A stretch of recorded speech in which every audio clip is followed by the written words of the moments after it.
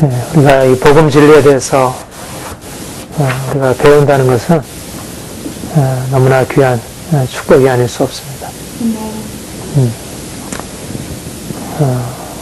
사실 이 말씀 하나하나 내용이요, 우리가 가지고 있는 상식적인 생각들과 너무 많이 다르고, 사실은 너무 깊은, 너무 높은 차원들을 우리에게 보여주고 있습니다. 그래서 우리가 주님을 더 알아가면 알아갈수록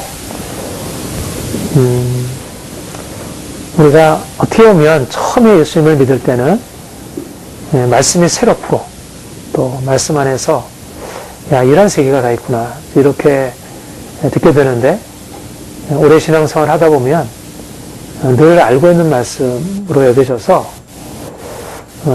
그 말씀을 듣고 우리 안에 일어나는 어떤 감동이나 이런 것들이 많이 약화되는 것을 보게 돼요.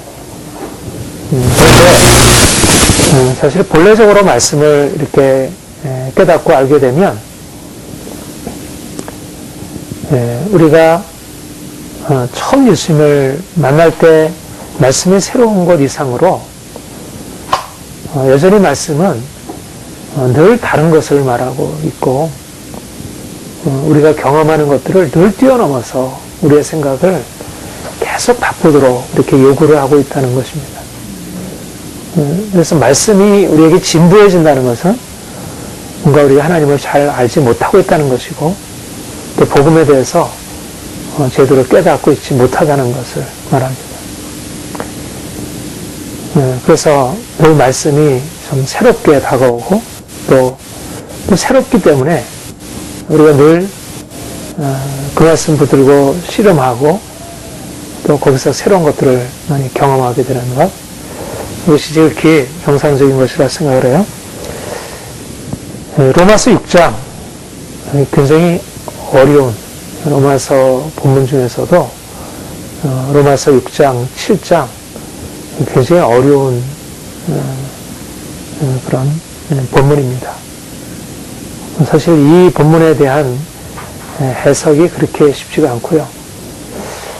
또 많은 경우에 이 본문을 아주 피상적으로 해석을 하고 있는 것을 봅니다. 근데 이 본문의 의미가 확실하게 이해가 되지 않으면 사실 우리 그리스도인들이 가지고 있는 이제 목표가 주의 거룩함을 이루는 거잖아요. 그런데 그 거룩함을 이루는 데 있어서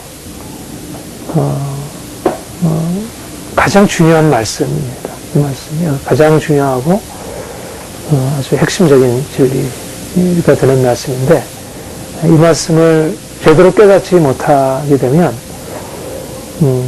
우리가 아무리 예수님을 잘 믿고 우리가 변화를 추구하고 거룩하게 하려고 애를 써도 그렇게 그런 증거들이 잘 안 나타나고 늘 자신은 실패자로.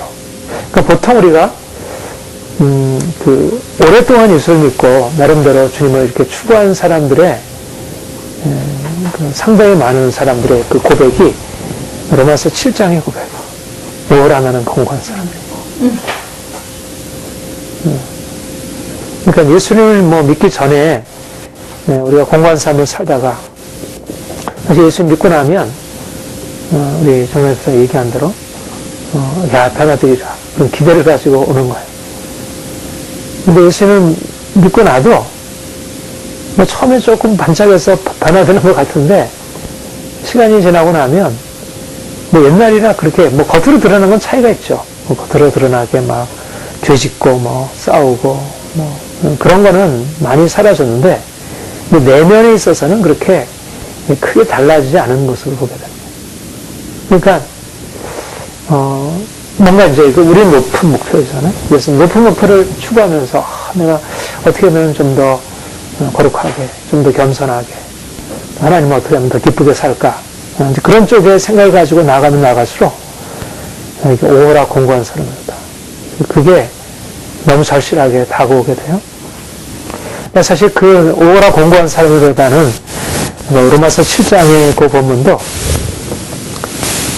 사실 그 해석이 아주 구구합니다.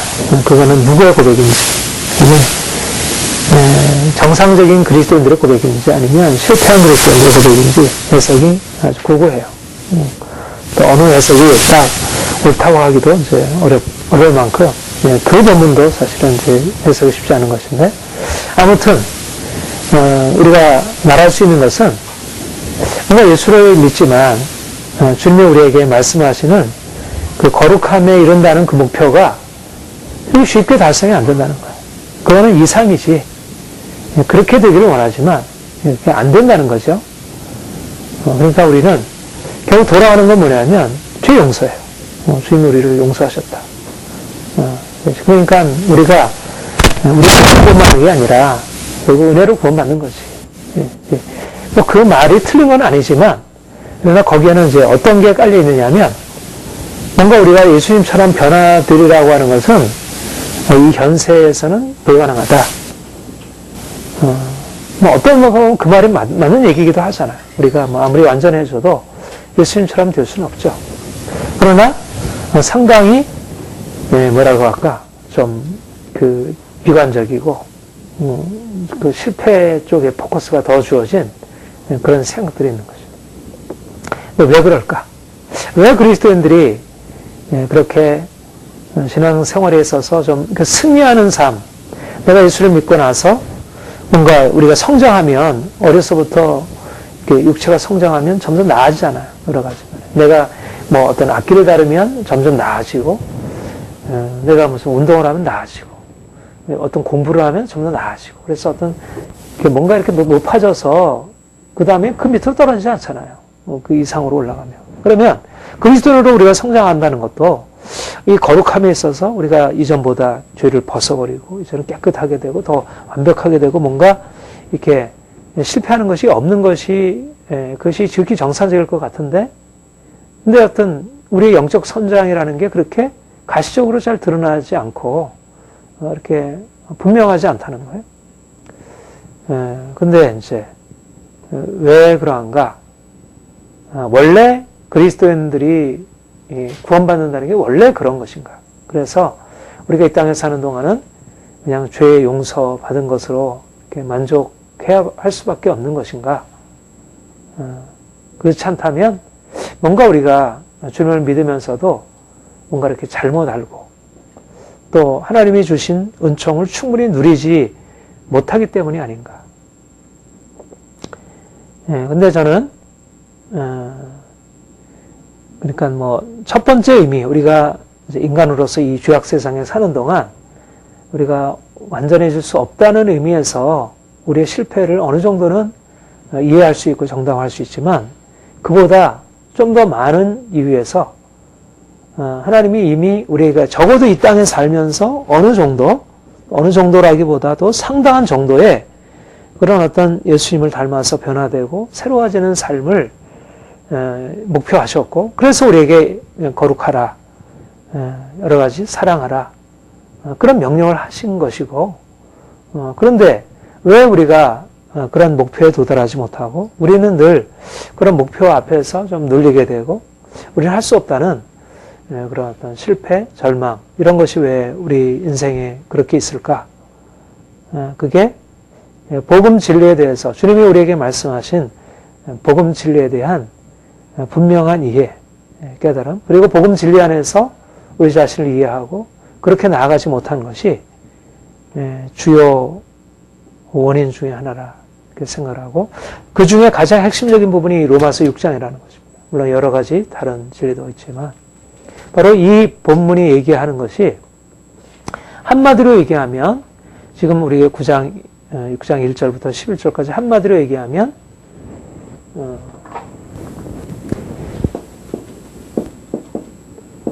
죄에 대한 죽음, 또 다른 방식으로 하면 죄로부터의 자유.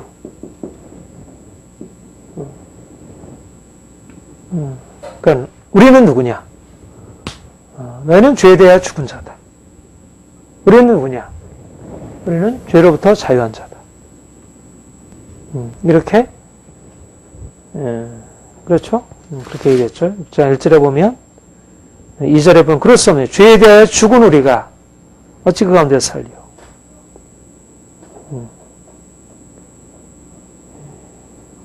6절에 보면, 우리가 알거니와 우리 옛사람이 예수와 함께 십자가 못 박힌 것은 죄의 몸이 말하여 다시는 죄에게 종노릇하지 아니하려 함이니 이는 죽은 자가 죄에서 벗어나 의롭다함을 얻으리라. 11절 이와 같이 너희도 너희 자신은 죄에 대하여는 죽은 자요 그리스도 예수 안에는 하나님에 대하여는 산 자로 여길지어다. 너희가 죄에 대하여 죽었다. 너희가 죽어야 한다. 이렇게 말하지 않고 죽었다. 그리고 이제는 죄에 대하여 죽었기 때문에 더 이상 죄에게 종노릇하지 아니한다. 예수님께서 죄에 대하여 단번에 죽으셨고 하나님께서 살아주셨듯이 너희도 죄에 대하여 죽은 자이고 하나님께 대하여 산 자다. 이것이 이미 우리에게 이루어진 사실이고 우리의 중요한 정체성이 되었다는 것입니다.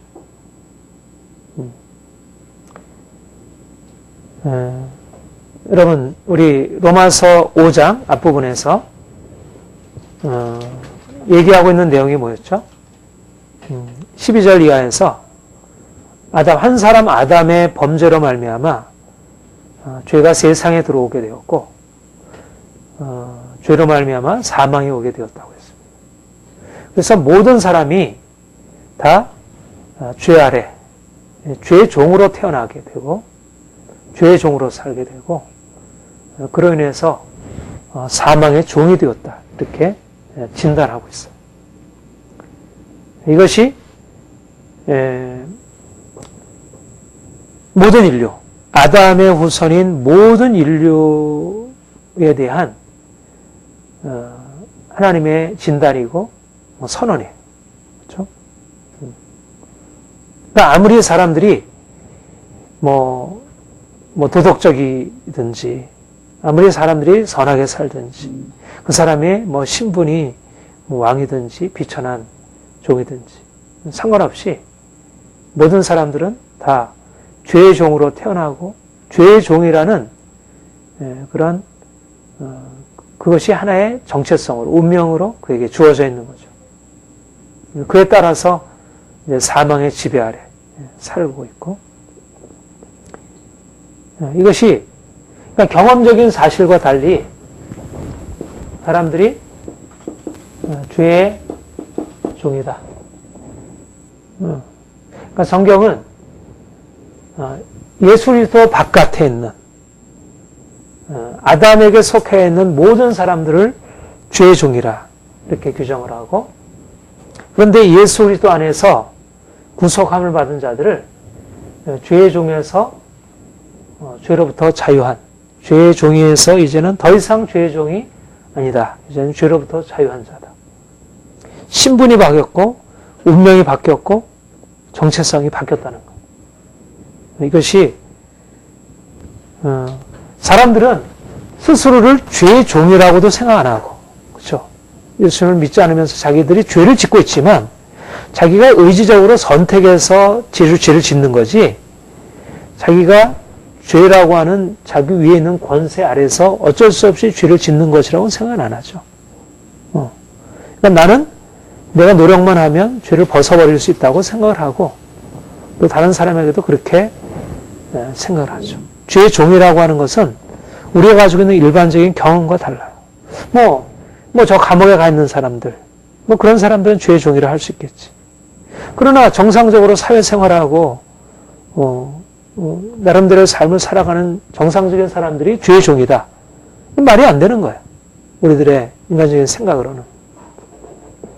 그런데 성경은 사람들이 그냥 죄를 짓는 게 아니라 죄를 지음으로써 죄인이 되는 게 아니고 이미 그들이 죄인으로 태어나고 죄의 종으로 태어나기 때문에 죄를 짓게 된다는 거. 물론 서로 강화시켜 나가지만 이게 성경의 진단이에요. 그러니까 앞서서도 얘기했지만 성경의 진단은 상당히 보통 사람들에 대해서 보는 것보다 비관적으로 바라봐요. 그러니까 우리는 어떤 사람은 선한 사람이고 어떤 사람은 악한 사람 이렇게 보지만 감옥에 있는 사람, 그를 가두고 있는 간수나 그를 법으로 집행하는 판사들이나 다 죄의 종이라는 사실에는 큰 차이가 없다는 거예요. 모든 사람들이 유대인이나 헬라인이나 높은 자나 낮은 자나 다 죄 아래 있다. 이게 성경의 진단이고, 근데 사실 우리가 그 눈이 안 열려서 그것을 보지 못해서 그렇지, 하나님께서 우리 인생을 보시면 별 차이가 없는 거예요.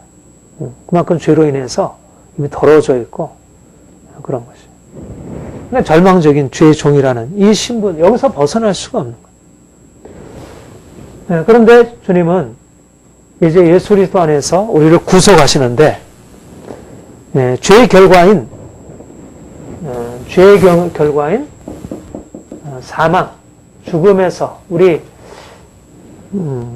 저주, 우리가 앞에 로마서 5장에서 할 때 주님이 우리에게 오셔서 죄의 결과인 사망에서부터 우리를 생명으로 구속하셨다는 사실이었어요. 그렇죠?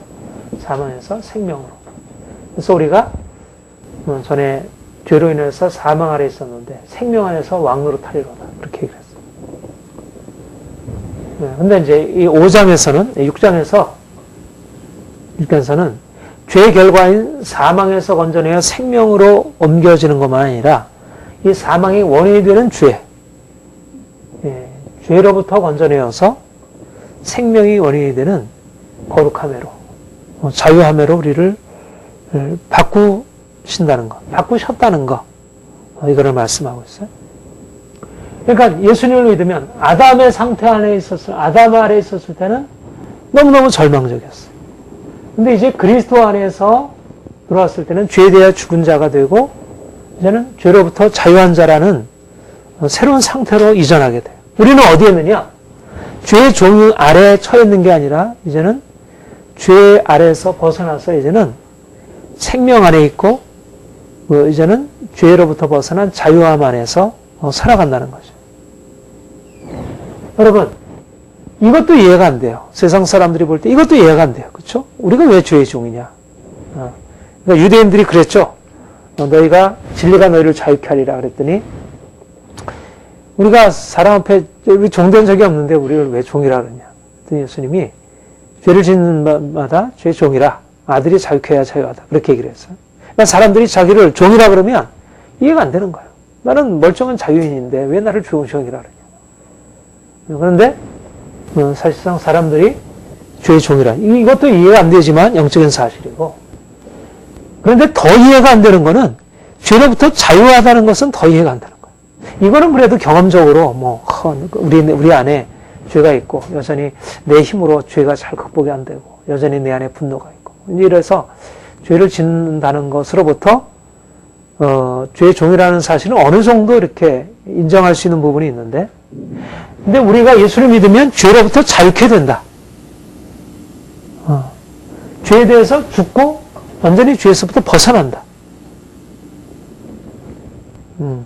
이건 더 이해가 안 되는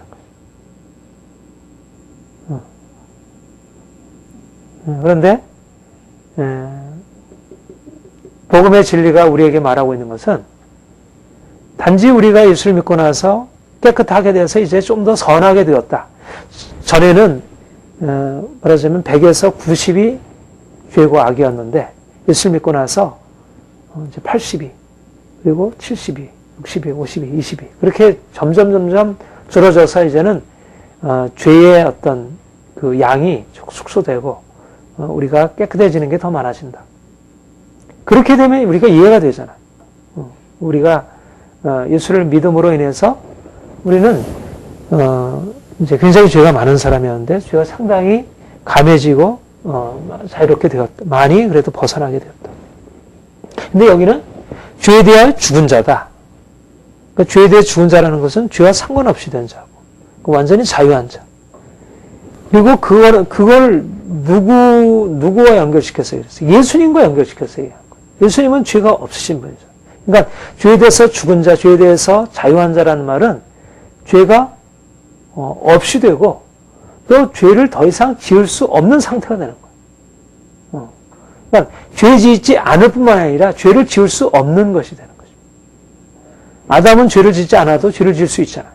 근데 예수님은, 부활하신 예수님은 이제 더 이상 죄를 지을 수 없는 거예요. 그게 죄로부터 자유한 것이고 죄에 대해서 죽은 것입니다. 주님이 그것을 예수님에 대해서 말씀하실 뿐만 아니라 예수님 안에, 예수님과 연합한 우리에게 죄에 대하여 죽은 자다. 이제 죄로부터 자유한 자라. 이렇게 얘기를 해요. 이거를 어떤 사람 중에 특별히 택한 사람, 바울과 같은 사람, 성자, 아주 오랫동안 이렇게 신앙생활을 통해서 성장해가지고 변화받은 사람, 그런 사람은 죄에 대해서 죽은 사이고 나머지는 대부분 안 그렇다. 이렇게 말을 하지 않고 그리스도를 믿는 자마다. 이게 세례라고 그랬죠. 세례. 세례는 모두 받잖아요. 믿으면. 그러니까 모든 그리스도인들을 다 죄에 대하여 죽은 자로, 그리고 죄로부터 자유한 자로 이렇게 얘기를 한다는 거죠. 네. 그러니까 이해가 됩니까? 네. 다른 말로 해서 이해가 잘 되겠습니까? 이게 일반적으로 말해서.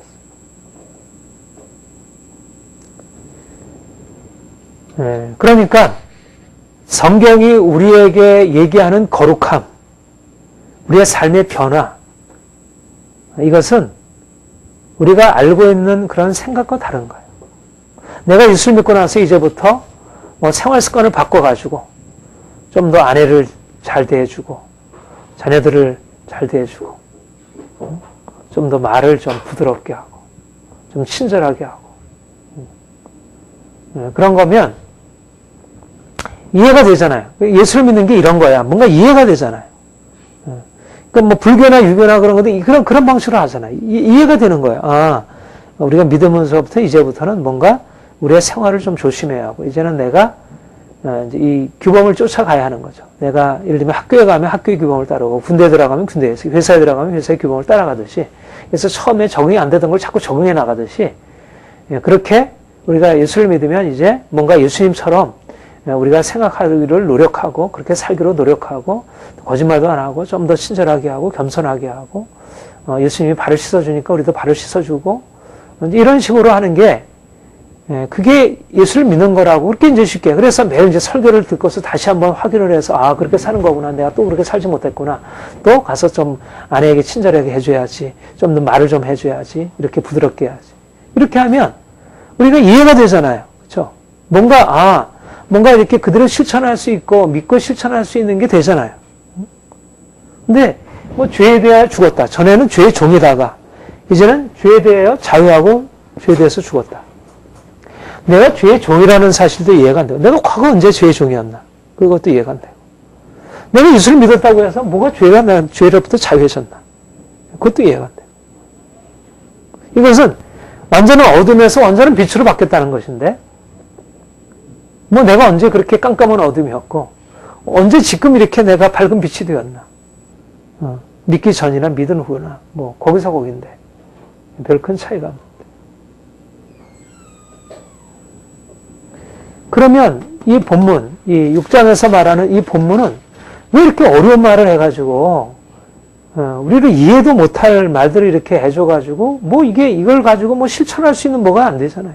그러니까 이걸 사람들이 비유적으로 이야기하지. 아, 죄에 대해서 죽었다는 얘기는 그만큼 확실하게 죄를 짓지 말라는 얘기구나. 죄에 대해서 죽은 사람 봐라. 죄에 대해서 죽으면 아무런 말이 없지 않냐. 그러니까 죄의 유혹이 찾아와도 죽은 것처럼 그러니까 꼼짝 말고 가만히 있어라. 아, 그런 의미로 비유적으로 얘기한 건가 보다.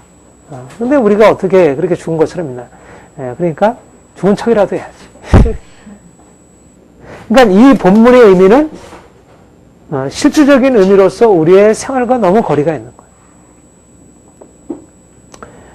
그러니까 우리가 경험적으로 보자면 우리는 죄의 종도 아니고 과거의 죄의 종도 아니었고 또 예수를 믿고 나서 이렇게 우리의 잘못된 삶에서 완전히 벗어나가지고 우리가 이제 더 이상 죄를 짓지 않는 그런 사람도 아니고, 그러니까 우리가 가지고 있는 우리의 이제까지 겪은 경험과 이 본문의 사실이 너무너무 다른 거예요.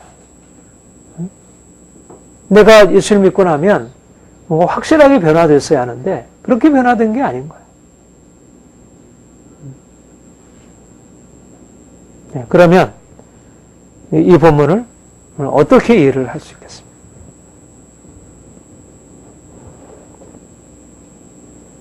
이 본문을 우리가 어떻게 받아들여요?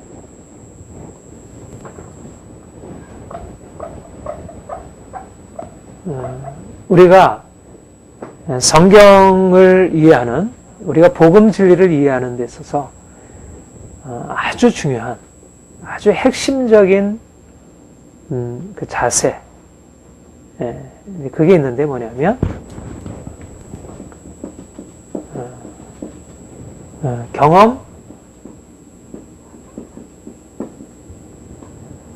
경험적인 관점이랑 믿음의 관점이 다르다는 것을 가지고 들어가는 거죠.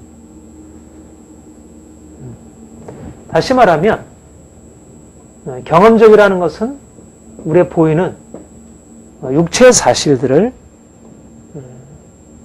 보고 거기에 대해서 평가하고 그렇게 따라서 행하는 거예요. 근데 믿음이라는 것은 영적인 사실들을 보고 판단하고 행하는 거죠. 여러분, 사도 바울이 우리가 아담에 속해 있을 때 죄의 종이었다. 그런데 이제 그리스도 안에서 죄에 대하여 죽은 자이고 죄로부터 자유한 자가 되었다. 이 얘기는 경험으로 얘기를 하면 죄의 종이라는 얘기도 설득이 안 되는 얘기고 이것도 이해가 안 되는 얘기고, 더군다나 우리가 죄로부터 자유하다는 얘기도 설득이 안 되는 얘기고 이해가 안 되는 얘기예요. 과연 모든 사람인데 죄의 종이냐? 그들 그렇게 죄에 꽉 매여서 살아가느냐? 이해가 안 되는 거예요. 그리고 믿는 사람들이 그러면 죄로부터 자유케 되었느냐? 이해가 안 되는 거예요. 우리의 경험은 아담 안에서 죄의 종이라는 것도 받아들이기 어렵고, 우리가 예수 그리스도 안에 있을 때 죄로부터 자유케 된다는 것도 받아들이기 어려운 거예요. 이 관점에 의하면 복음의 진리는 진리가 아니고 이것은 거짓으로 여겨지는 거죠. 복음이 거짓으로 여겨지는 거예요. 육체적으로 보면. 눈에 보이는 것과 다르니까. 내가 예수님을 믿고 있지만 여전히 나는 또 미워하고 또 분노하고 또 하나님을 떠나서 내 욕심대로 행하고 있고, 나뿐만 아니라 옆에 있는 성도들, 목사님, 장로님, 훌륭하게 그렇게 말씀을 가르치는 그들조차도 예수님을 믿음으로 말미암아 그들이 뭔가 확실하게 변화돼 가지고 어떤 그런 변화된 증거를 제대로 보여주지 못하는 거예요. 그러니까는 과연 이 복음의 말씀이 이게 현실적이지 않다는 거예요. 그러니까 이게 실제가 아니고 하나의 비유, 어떤 우리의 경험적인 사실들을 말해주는 하나의 비유로 얘기를 한다면 이 말이 어느 정도 이해가 될 수 있지만, 이거를 실제적으로 죽었다, 그리고 자유하다 이렇게 얘기를 하면 그거는 우리가 보고 듣고 알고 있는 것과 부딪힌다는 거예요. 받아들일 수 없다는 거예요. 그래서 사람들은 사실은 성경이 얘기하는 것을 듣고 있지만 이것이 너무나 현실과 거리가 머니까, 우리가 살아가는 현실과 너무 거리가 머니까 이거는 덮어두는 거예요.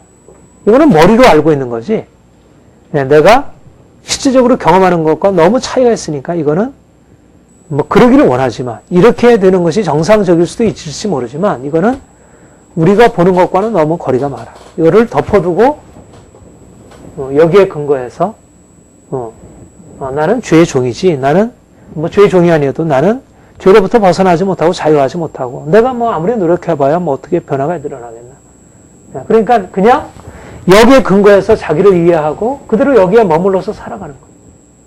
말하자면 주님이 우리에게 말씀하시는 너는 죄의 종이다. 죄의 종에서 이제는 죄로부터 예수 그리스도 안에서 자유케 되었다. 이렇게 복음이 말씀하고 있지만 복음의 사실보다 우리의 눈에 보이는 경험에 의지해서 자신을 죄에 매여 있는 죄의 종으로 그냥 이해하고 그렇게 살아가는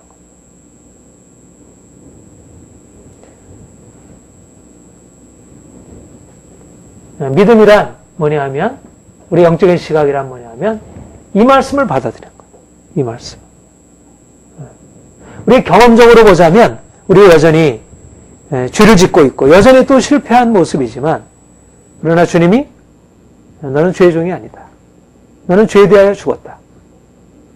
이제는 죄로부터 옛사람이 그리스도와 함께 십자가에 못 박혀 죽음으로 이제는 죄로부터 자유하다.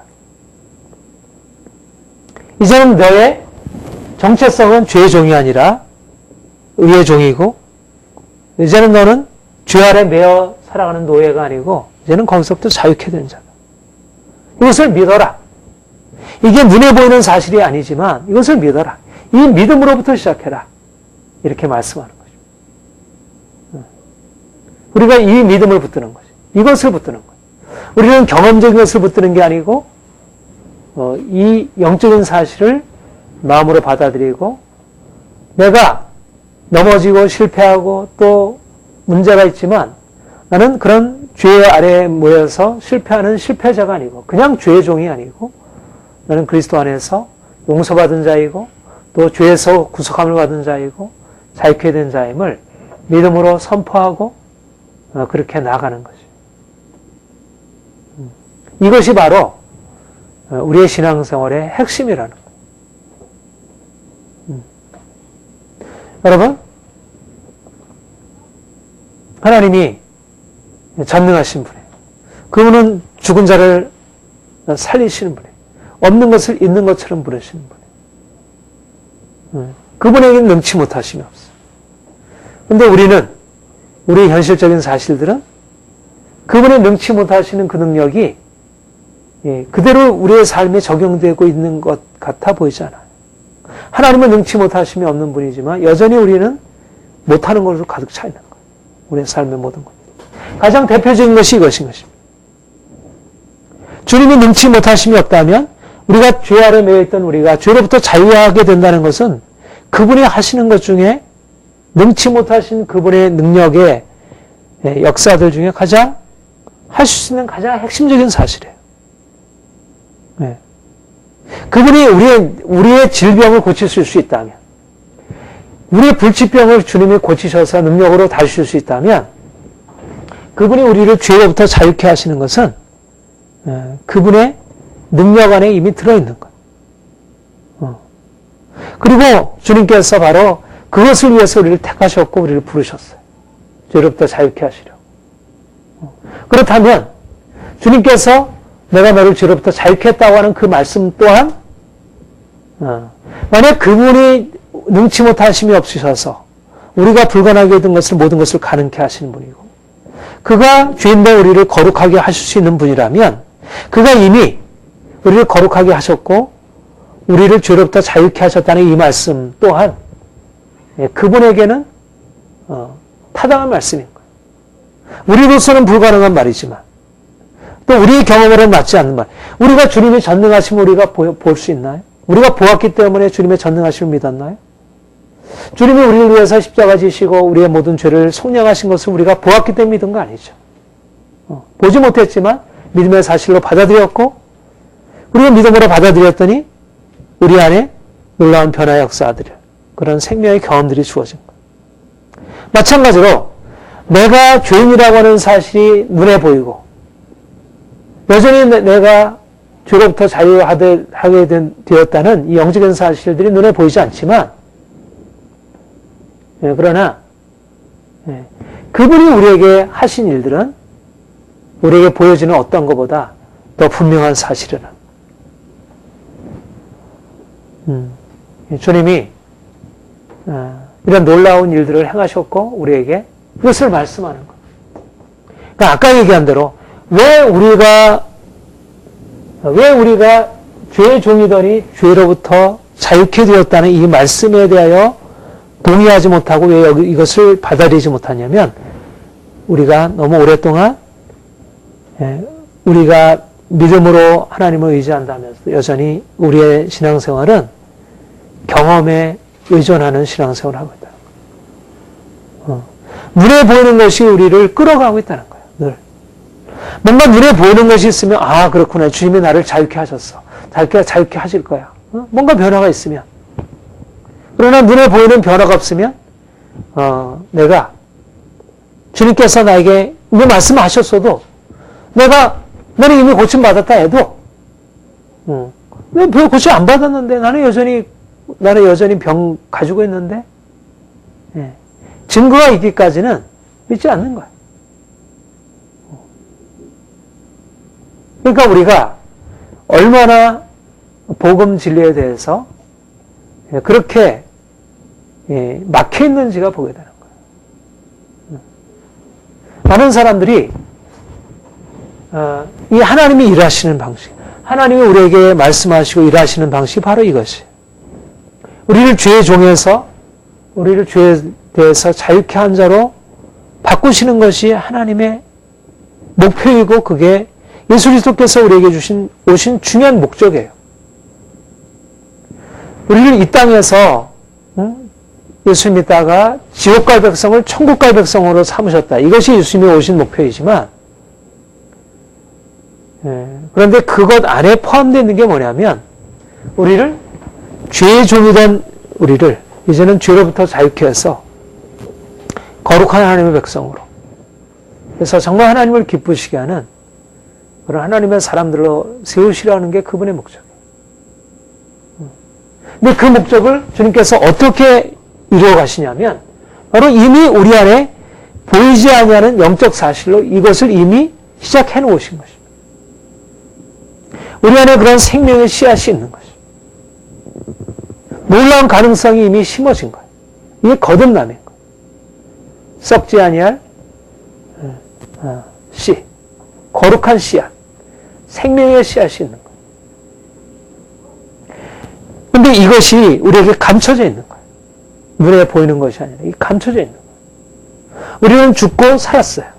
다시 살았어요. 이 살아있는 이 생명은 죄가 다룰 수 없는 것이에요. 이 생명은 예수님의 부활의 생명을 죄가 다룰 수 없듯이 우리 안에 주어진 이 새 생명도 그런 거예요. 그러니까 예수님이 가지고 있는 것과 똑같은 것을 주님께서 우리에게 주셨어요. 연합하셨다 그랬죠. 근데 경험적으로 보면 예수님이 우리 안에 계시고 우리가 예수님과 연합하고 우리가 죄에 대해서 죽고 우리가 완전히 이 아담에서 그리스도 안으로 옮겨졌다는 사실은 안 보이는 거예요. 안 보여요. 그러니까 보이지 않는다고 해서 우리는 보이는 것이면 실제이고 보이지 않는 것이면 실제가 아니라고 생각하는 거예요. 이게 우리가 가지고 있는 아주 잘못된 생각.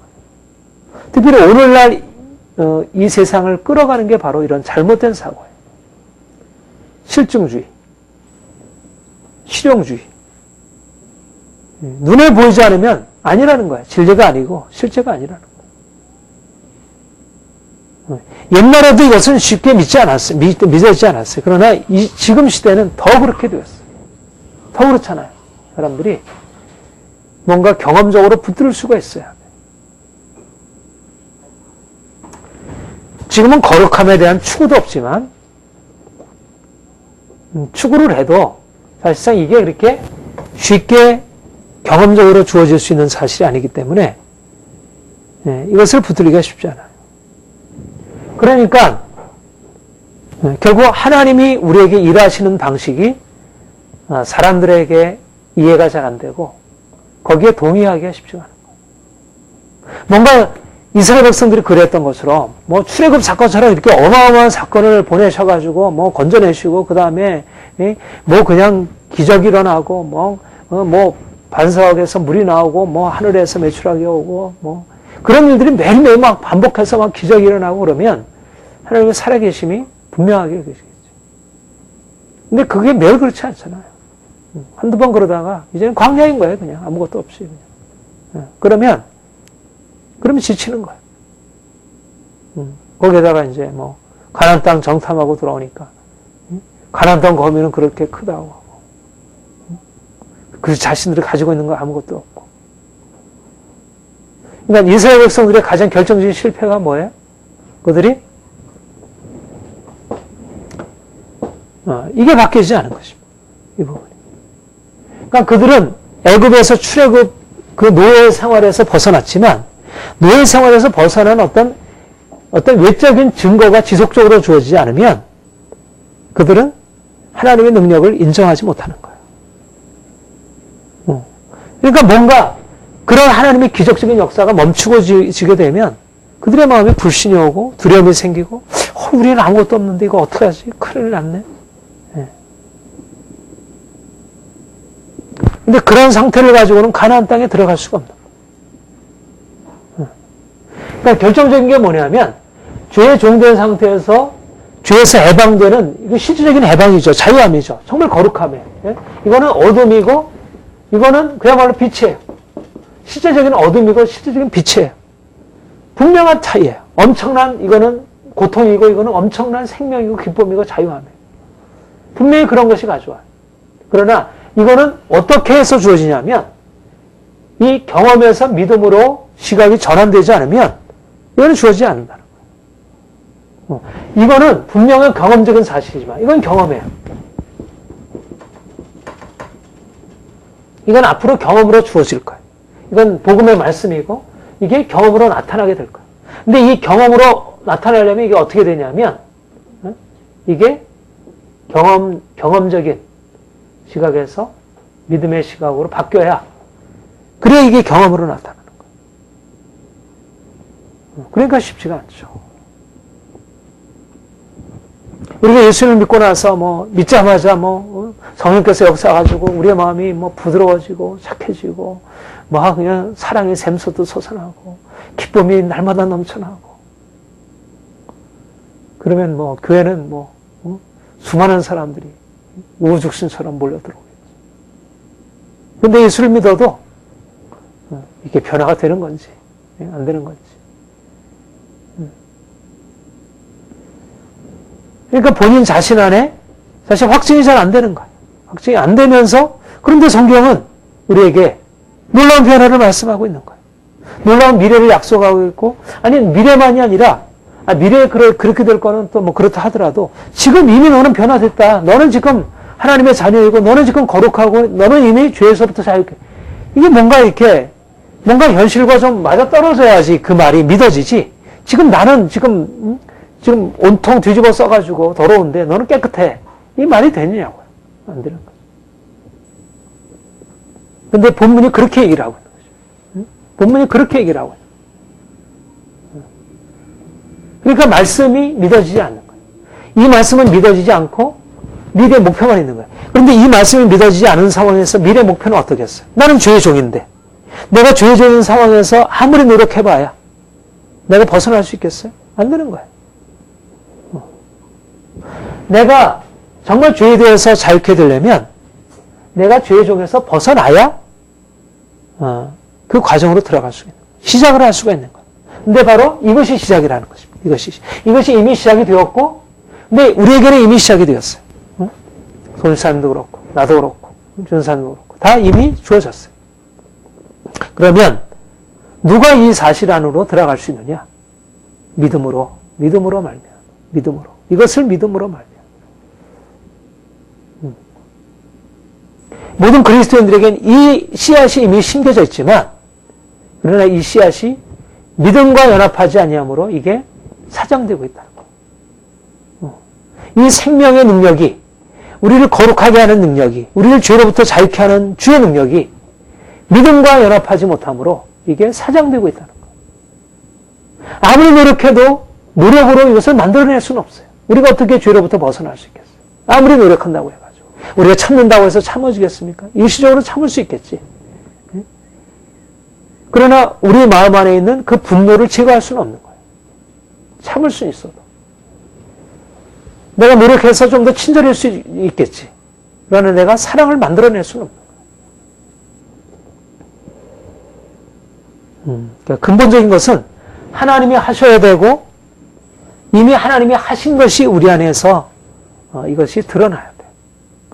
하나님이 해주세요. 하나님 나를 죄로부터 자유케 해주세요. 우리가 그렇게 기도할 수 있지만 그러나 그 기도 안에는 우리가 어떤 믿음이 내포되어 있으냐면 이미 주님이 우리를 자유케 하셨다는 이 믿음, 이미 십자가에서 이미 이를 이루셨다는, 이미 우리는 새로운 정체성, 새로운 신분으로 옮기셨다는 그것을 믿는 믿음. 여기서부터 시작하는 거죠. 이 믿음의 관점이 너무너무 중요한 거예요. 사실 이 싸움에 우리의 신앙생활이 좀 더 온전케 되어서 하나님이 약속하신 그 놀라운 은혜를 경험하려면 우리가 가지고 있었던 이제까지의 어떤 경험적인 관점들, 이것들을 내려놓고 믿음의 관점으로 바꿔가는 것입니다. 그러니까 내가 경험적으로 보면 나 여전히 실패자예요. 또 넘어졌어요. 또 화가 나요. 또 내가 마음에 눌림이 생겨요. 그러니까 이게 믿음이 아니잖아요. 내가 하나님 앞에 온전치 못한 거잖아요. 그러면 우리는 내가 또 믿는 사람인데 또 나를 화냈구나. 또 내가 이렇게 잘못했구나. 내가 이러지 말았어야 되는데. 이런 자책하는 마음이 생기잖아요. 근데 자책하는 마음이 생겨도 사실은 바꾸기 어렵잖아요. 이게 그러니까 마음이 눌림이 생기는 거야. 그래, 나는 안 돼. 근데 바로 그게 바로 뭐냐면 주님께서 우리에게 주신 바, 우리가 죄의 종에서 죄로부터 자유하다고 하는 이 새로운 정체성을 붙들기보다 경험적인 것에 너무 포커스를 두고 우리 자신을 바라보고 거기에 머물게 되는 것이 문제라는 것입니다. 물론 우리가 그러면서 하나님 앞에 자신의 실패를 인정하고 하나님 내가 또 실패했습니다. 나를 용서해 주시고 나를 여기서 벗어나게 해주세요. 이런 방식으로 우리가 거기서 벗어날 수 있고 또 하나님의 은혜를 경험할 수 있죠. 근데 그것과 함께 우리가 거기에 눌려 있지 말아야 하는 이유는 우리는 우리의 실패가 우리의 정체성이 아니라 우리가 그러하기 때문에 우리가 실패했기 때문에 우리의 정체성이 바뀐 게 아니라는 거예요. 이미 죄의 종이더니 이게 새로운 정체성인 거예요. 새로운 정체성이 된 거예요. 우리의 옛 정체성이었던 우리가 죄의 종이라는 옛 정체성에서 새로운 정체성으로 바뀌어진 거예요. 근데 이 새로운 정체성은 우리의 경험과 부합하잖아. 경험적인 것은 옛 정체성이 경험과 부합한 것으로 오히려 우리가 하나님 앞에 서려고 하면 할수록 그렇게 여겨지는 게 많아요. 그러니까 우리는 우리의 실패를 통해서 우리를 이전의 정체성으로 자신을 해석을 하려고 하는 거예요. 그러니까 나타난 것을 가지고 해석을 어떻게 하느냐가 중요해요. 이게 결정적으로 중요해요. 내가 죄를 짓고 나서 난 죄 안 졌어. 이건 문제가 있죠. 그렇죠? 죄를 짓는 것을 인정하는 건 필요해요. 그러나 그것이 우리의 정체성 자체를 바꾸는 것으로 생각하면 심각하게 문제가 생기는 거죠. 나는 죄를 졌어도 나는 이미 새로운 정체성, 나는 죄로부터 자유한 자라고 하는 어떻게 보면 현실적인 사실들과 부합하지 않는 모순된 것을 내 안에 가지고 있다는 것입니다. 내가 똥을 뒤집어 써도 내가 똥이 아니잖아요. 똥을 뒤집어 쓴 사람이지. 그렇죠? 내가 아무리 개 탈을 집어 써도 나는 개가 아니잖아요. 개 탈을 뒤집어 쓰고 있는 사람이지. 내가 늑대가 양의 탈을 뒤집어 쓴다고 해서 늑대가 양이 되는 건 아니잖아. 양이 늑대의 탈을 뒤집어 쓴다고 해서 늑대가 되는 건 아니잖아. 우리가 나타난 행위가 우리의 정체성을 바꾸지 못하는 거예요. 우리가 나타난 열매가, 우리가 열매가 좋은 열매를 거기다 해놨다고 그래가지고, 그게 그 나무 자체를 바꾸는 건 아니에요. 나무가 열매를 규정하는 거지. 나무와 열매가 차이가 있다 그러면 나무가 진짜지, 열매가 진짜인 게 아닌 거예요. 물론 열매도 열매로서 우리가 고려를 해야지만,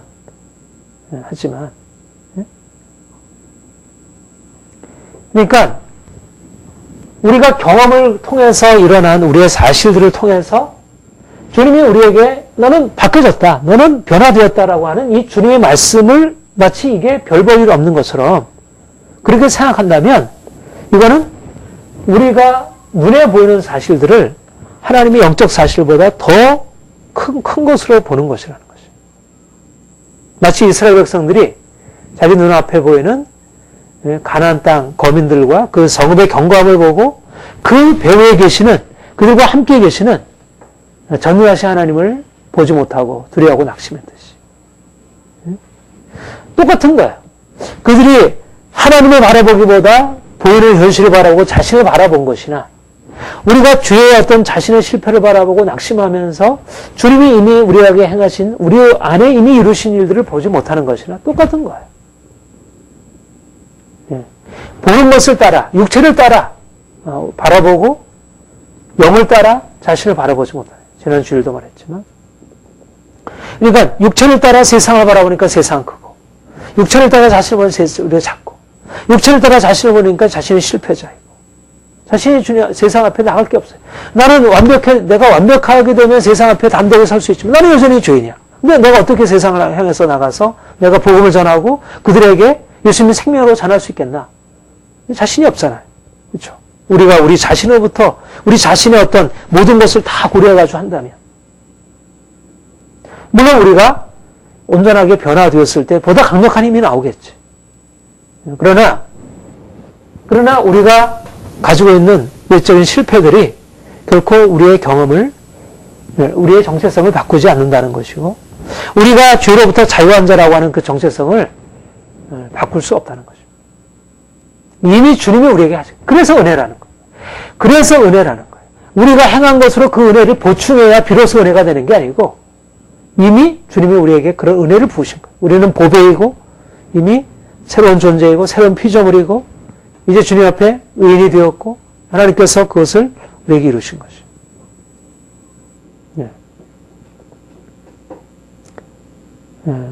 이게 우리가 말씀으로부터 시작해서 나아가는 신앙의 방식입니다. 그러니까 우리가 얼마나 이게 신앙생활이 얼마나 쉽지 않은지 이해가 되겠어요. 너무너무 쉽지가 않은 거예요. 모든 것이 다 우리는 눈에 보이는 것이 너무 크게 보이는 거예요. 사람도 그렇게 보이고, 내 자신도 눈에 보이는 것에 따라서, 내가 뭐 돈이 없고, 내가 인간적인 여러 가지 능력들이 없고, 또 그건 또 인간적이라고 하더라도 또 죄라고 하는 부분에 있어서 여전히 주님 앞에 온전하지 못하고, 뭔가 이게 정체성이라는 부분도 내세울 게 별로 없고, 내가 뭐 그 부분이라도 확신하면 세상 앞에 좀 담대하게 설 수 있는데, 세상 가지고 있는 것도 없고, 또 그리스도인이라 정체성이라 할 수 있는 이 거룩함이라는 것도 온전치 못하고. 그렇게 생각하면, 우리가 사실은 뭐 이렇게 담대하게 설 수가 없죠.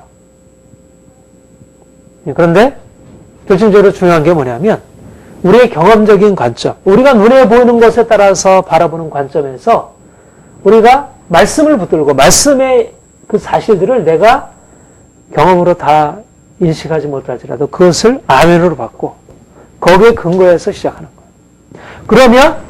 그러면 실제적으로 이 새로운 정체성에 대한 믿음으로부터 실제적인 거룩함과 실제적인 자유, 실제적인 거룩함과 자유의 경험이 주어지는 것입니다. 경험.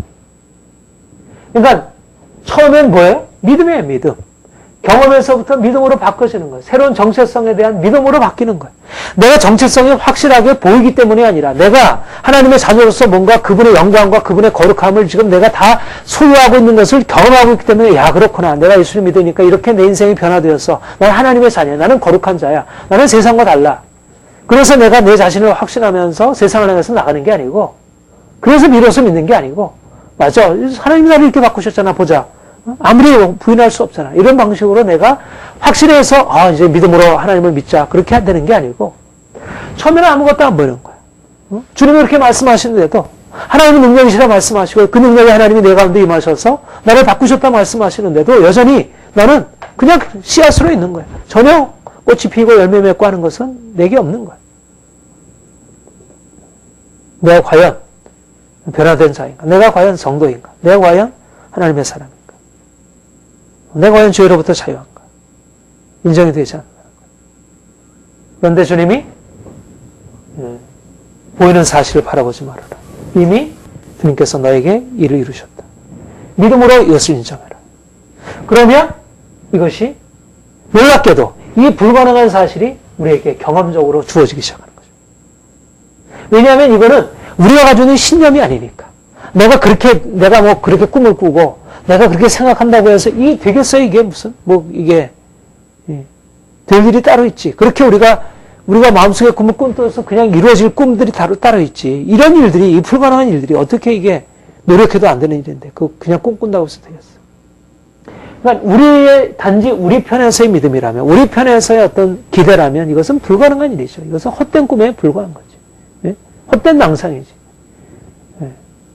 그런데 이것은 우리가 가지고 있는 생각이 아니고 우리 편의 기대가 아니고 주님이 이미 하셨다는 거야. 이미 그것은 사실이라는 거야. 단지 사실인데 우리가 눈에 보이지 않을 뿐이지. 마치 하나님은 살아계시지만 우리가 눈에 보이지 않듯이 사실로 우리에게 그 생명이 주어졌지만 보이지 않는 것 뿐이지.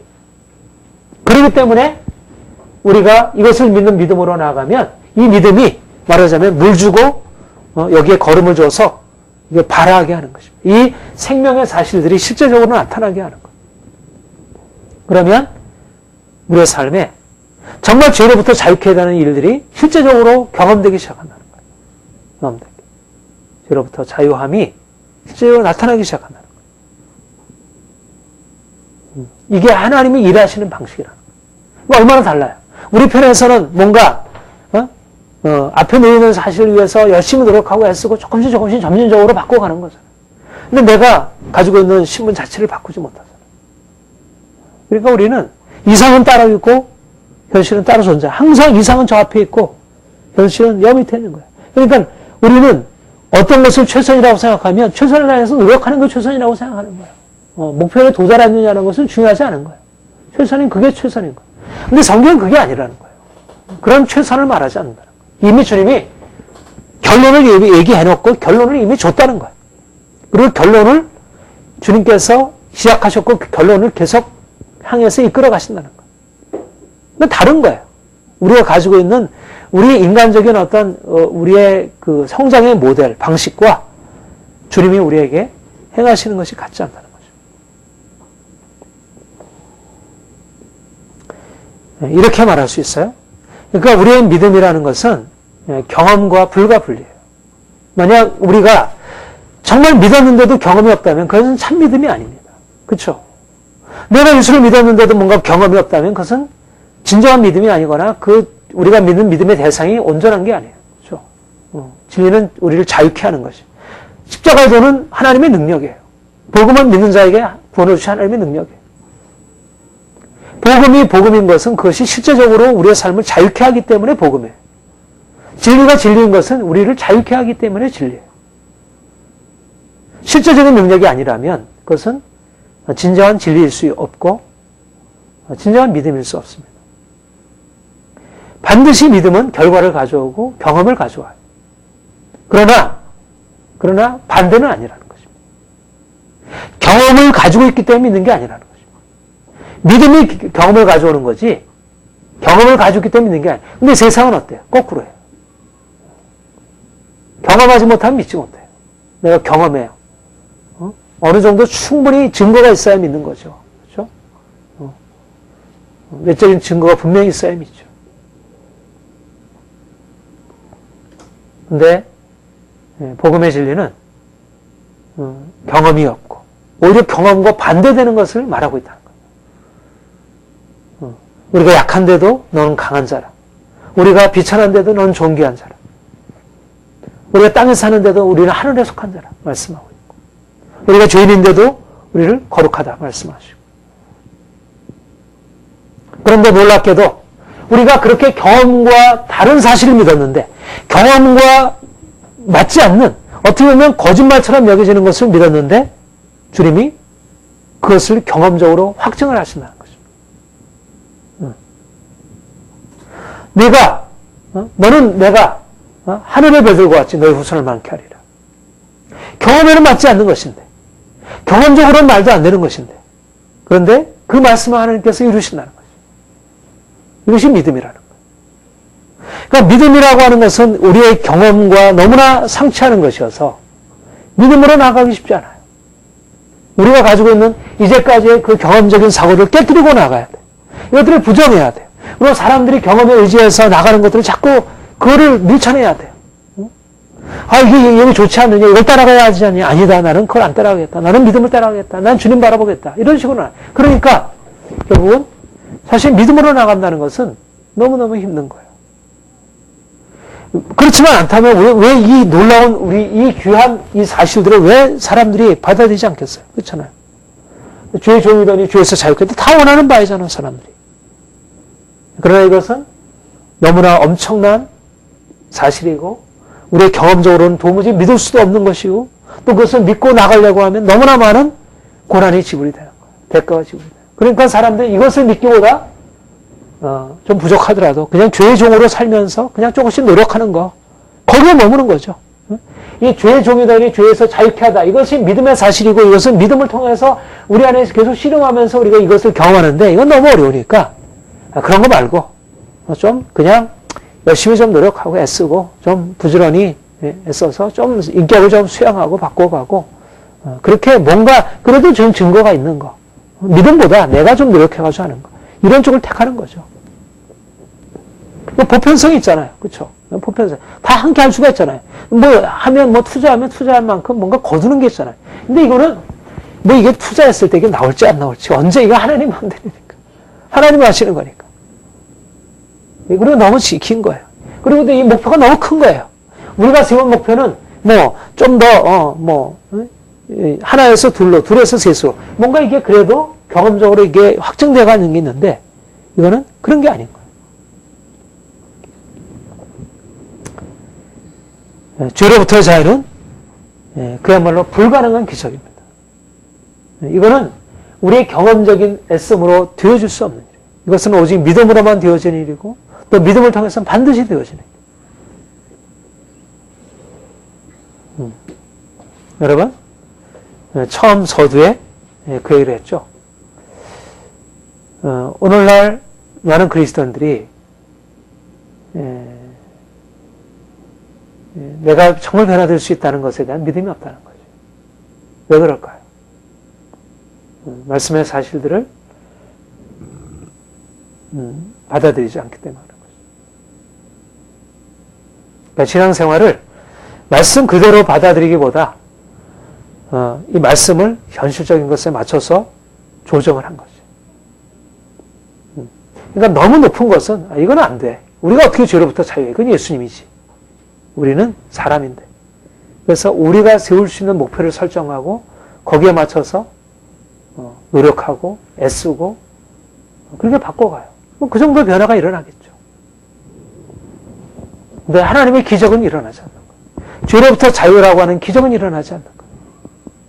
예수님께서 십자가를 지셔서 하시려고 한 일, 그가 부활을 통해서 이루시려고 한 일은 일어나지 않는 거예요. 그 복음의 비밀들은 감춰져 있고 그 하나님의 위대한 역사는 감춰져 있는 거예요. 그건 하늘에 감춰져 있지. 그거는 믿음을 통해서만 그것이 흘러 들어와서 우리의 삶을 변화시키는데 그거를 받아들이지 않는 것입니다. 오늘날 수많은 교회가 있지만 오늘날 수많은 그리스도인들이 있지만 정말 주님이 나를 주에서 자유케 하셨고 내가 주님을 의지하고 나갈 때 내 인생 안에 근본적인 변화가 일어나리라는 확신을 가지고 계속 씨름하는 사람은 너무나 적은 것입니다. 믿음으로 산다는 게 너무나 어려워서 아까 얘기한 대로 너무 힘든 거예요. 몇 주, 몇 달, 그렇게까지는 할 수 있지만, 계속 그렇게 하는 것은 계속 죽음의 과정으로 들어가요. 내 경험을 내려놓고, 죄 말씀 붙들고, 사람 뭐라고 해도 계속 이루어 나가는 거예요. 연습입니다. 계속되는 연습이에요. 주님의 광야의 40년의 과정을 통해서 이런 시각을 바꾸시는 일을 하시는 거예요. 그래야 하나님의 위대한 역사를 할 수 있으니까. 이 기적적인 역사를 이룰 수 있으니까.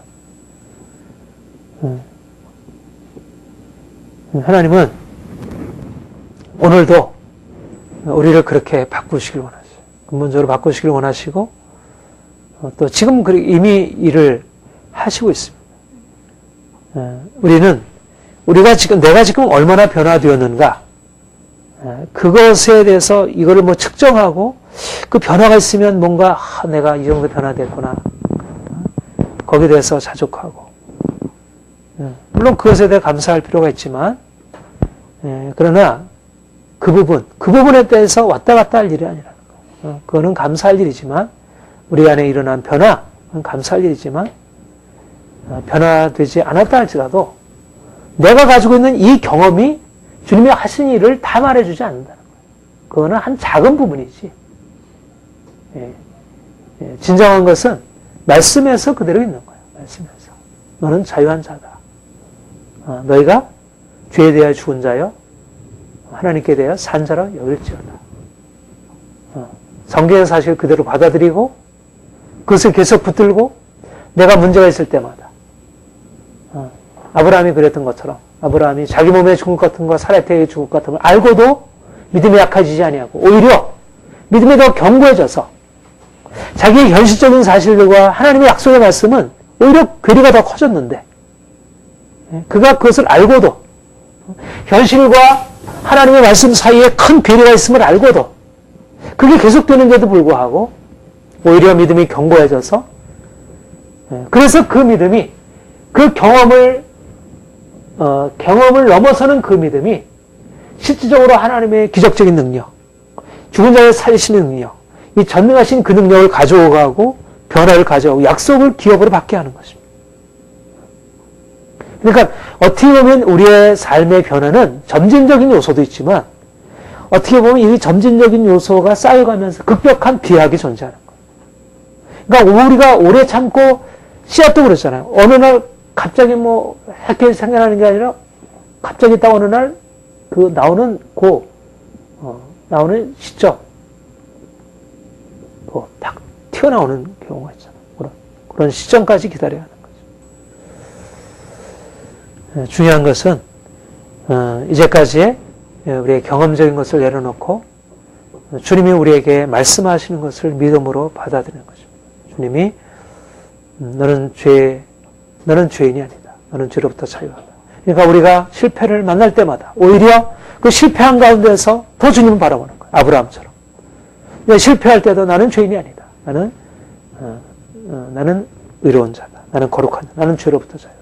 이 믿음이 이런 오히려 우리의 경험적인 사실을 넘어서서는 이 믿음이 우리의 믿음을 현실적인 것에서 저 하늘의 것으로 이렇게 올려주고 그러면서 이제 더 이상 우리의 정체성이 흔들리지 않으면 그 정체성이 견고해지면 그 정체성이 능력을 발휘하기 시작하는 거예요. 그때부터 우리의 삶에 변화를 향해서 힘있게 들어갈 수 있는 거예요. 근데 그 정체성이 왔다 갔다 하는 상황에서는 좀 변화가 일어나다 또 낙심하고 또 넘어지고 하니까. 주님이 우리 안에 놀라운 일을 하실 것입니다. 더 믿음으로 나아갈 수 있기를 원합니다.